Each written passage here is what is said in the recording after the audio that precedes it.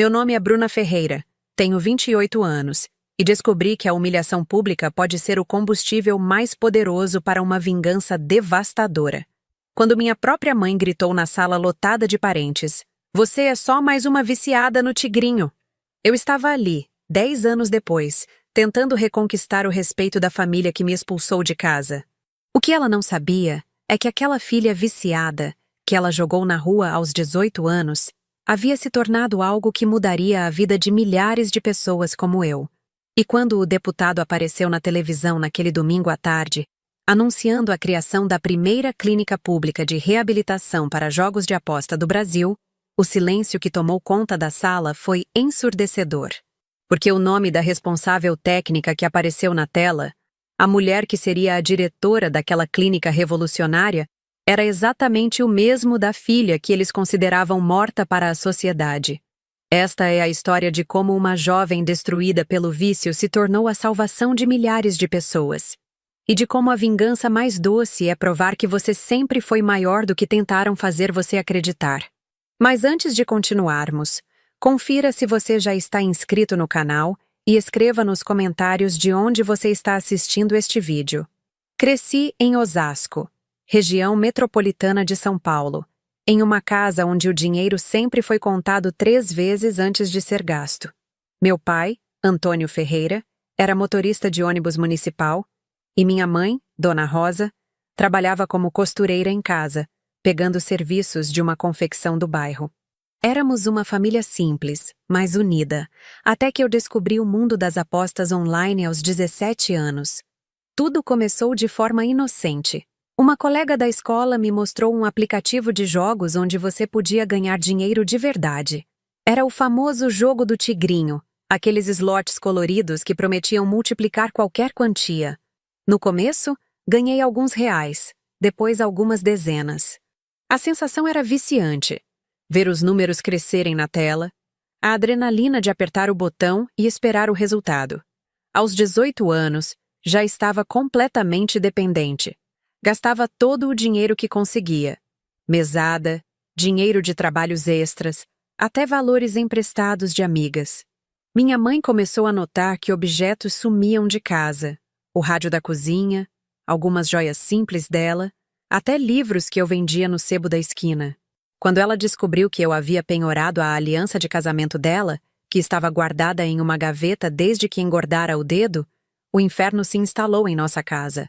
"Bruna, pelo amor de Deus, o que está acontecendo com você?" Minha mãe chorava, segurando o comprovante do penhorzinho. Essa aliança era a única lembrança boa que eu tinha do meu casamento. "Como você pôde fazer isso?" Eu tentei mentir. Disse que precisava do dinheiro para a faculdade, que ia devolver em poucos dias. Mas a verdade é que aqueles 200 reais haviam sumido em menos de 2 horas de jogo. Meu pai ficou sabendo na mesma noite.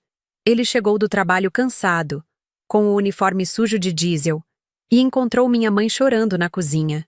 Quando ela contou sobre a aliança, vi algo se quebrar nos olhos dele.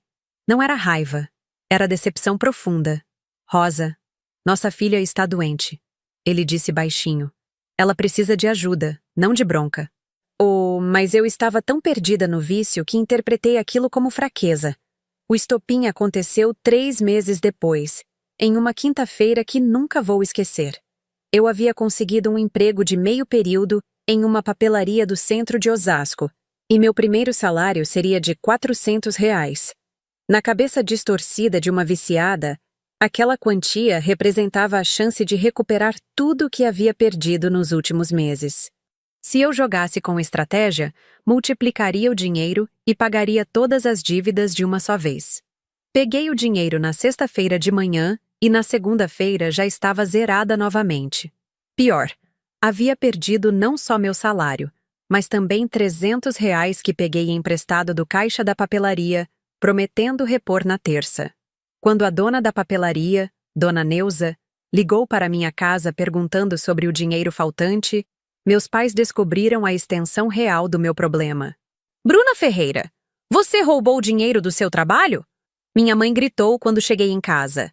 "Eu não roubei, mãe. Eu peguei emprestado. Vou devolver amanhã." A mentira saiu automaticamente, como sempre. "Devolver com que dinheiro, Bruna?"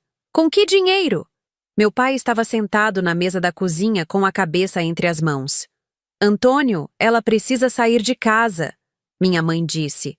E pela primeira vez eu senti medo real. Rosa, ela é nossa filha, meu pai tentou argumentar.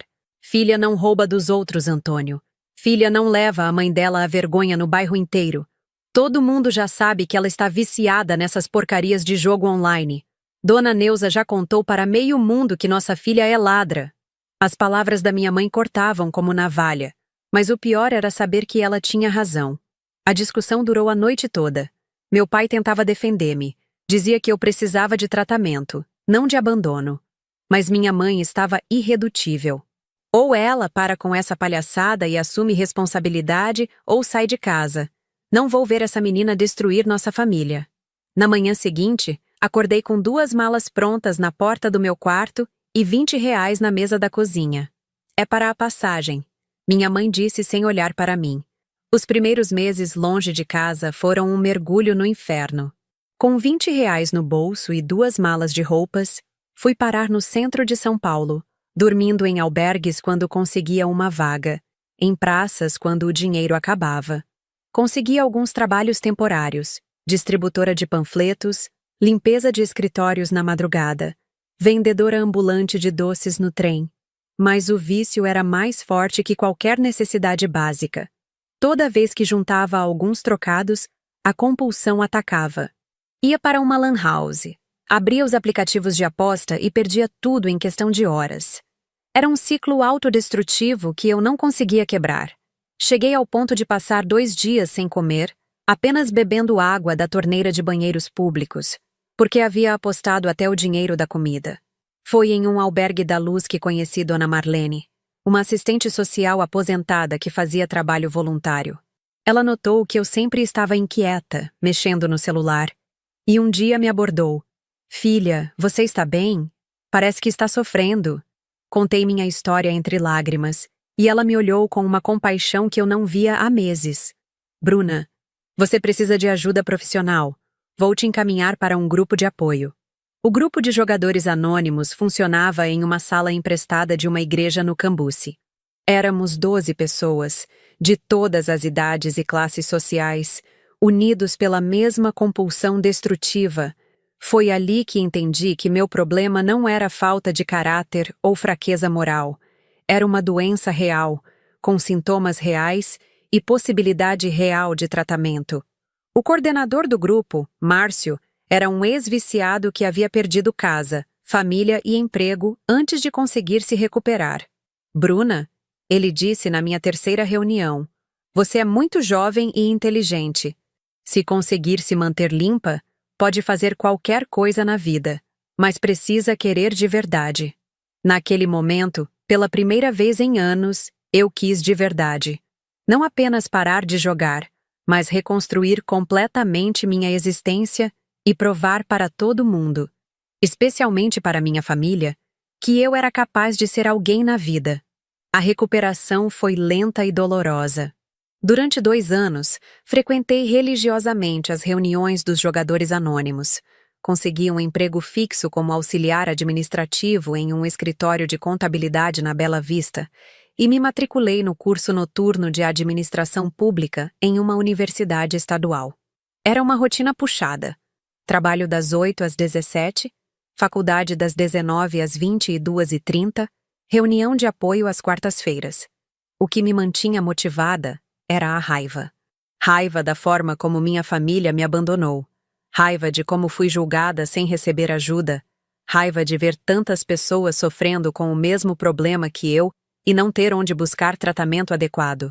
Comecei a estudar obsessivamente sobre políticas públicas de saúde mental, especificamente sobre dependência comportamental e jogos de aposta. Minha monografia de conclusão de curso foi sobre políticas públicas de prevenção e tratamento da ludopatia no Brasil. Passei meses pesquisando, entrevistando outros viciados em recuperação, estudando modelos internacionais de tratamento. O trabalho foi tão bem avaliado que minha orientadora, professora doutora Carmen Oliveira, sugeriu que eu tentasse uma especialização na área. Aos 24 anos, Me formei como a segunda melhor aluna da turma. Na formatura, estava sozinha na plateia.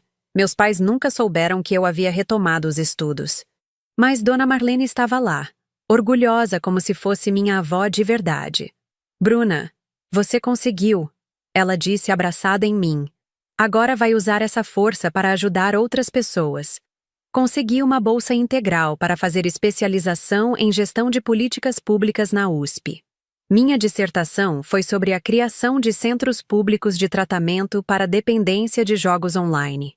O trabalho chamou atenção na academia e foi publicado em 2 revistas especializadas. Aos 26 anos, eu era considerada uma das maiores especialistas brasileiras em políticas públicas para a ludopatia. Uma ironia dolorosa para quem quase morreu por causa do próprio vício.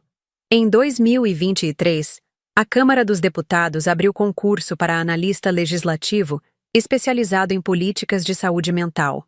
Estudei durante 8 meses, dedicando todas as horas livres para a revisão. Quando saiu o resultado, eu havia ficado em 3º lugar geral, com foco em dependências comportamentais. Foi a primeira vez em anos que pensei em ligar para meus pais para dividir uma conquista. Mas a lembrança das últimas palavras da minha mãe me impediu. Comecei a trabalhar na Câmara em janeiro de 2024. Minha função era assessorar deputados na criação de projetos de lei relacionados à saúde mental e dependência química.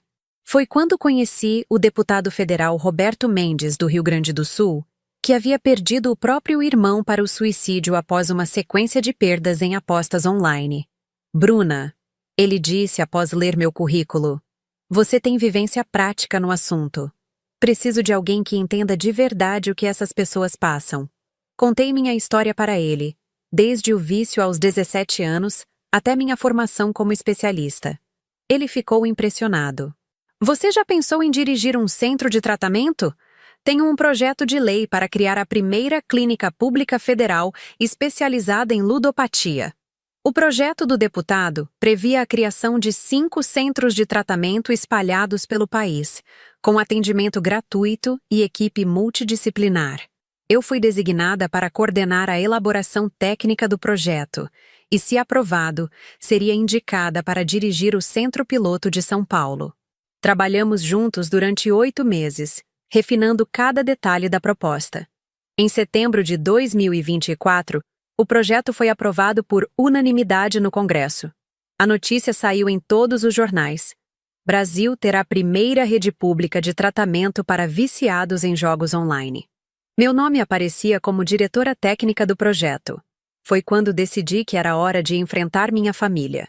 Voltei para Osasco em um domingo de outubro, 10 anos depois de ter saído de casa com 2 malas e R$ 20. A casa estava igual, apenas mais envelhecida, como meus pais. Bati na porta com o coração acelerado e minha mãe quase desmaiou quando me viu. Bruna, meu Deus, é você mesmo! Meu pai apareceu atrás dela, mais grisalho, mas com o mesmo olhar gentil de sempre. Posso entrar? Perguntei. Eles me deixaram passar, mas o clima era tenso.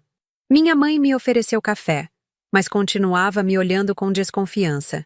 O que você quer, Bruna? Dinheiro emprestado?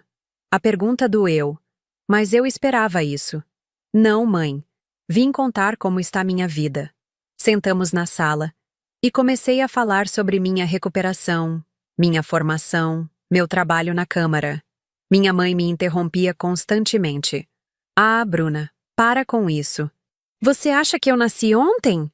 Você sumiu por 10 anos e agora aparece aqui inventando história de que virou doutora? Meu pai tentava acalmá-la, mas ela estava irredutível. Antônio não acredita nessa menina. Ela sempre foi mentirosa. Lembra do dinheiro da papelaria? Mãe, eu trouxe os documentos, disse, tirando da bolsa meu diploma e minha carteira de trabalho da Câmara. Ela mal olhou. Isso aí qualquer um falsifica hoje em dia. Bruna, você é só mais uma viciada no tigrinho. Para de inventar mentira. O grito dela ecoou pela casa, e eu senti aquela dor familiar no peito. Mesmo depois de 10 anos, ela ainda me via como a menina viciada e mentirosa. Foi nesse momento que o noticiário das 19 horas começou na televisão. O deputado Roberto Mendes estava sendo entrevistado sobre a nova clínica de tratamento. Este projeto vai salvar milhares de vidas. Ele dizia. E temos a pessoa ideal para coordenar, a doutora Bruna Ferreira, especialista nacional em ludopatia e uma das maiores autoridades do país no assunto.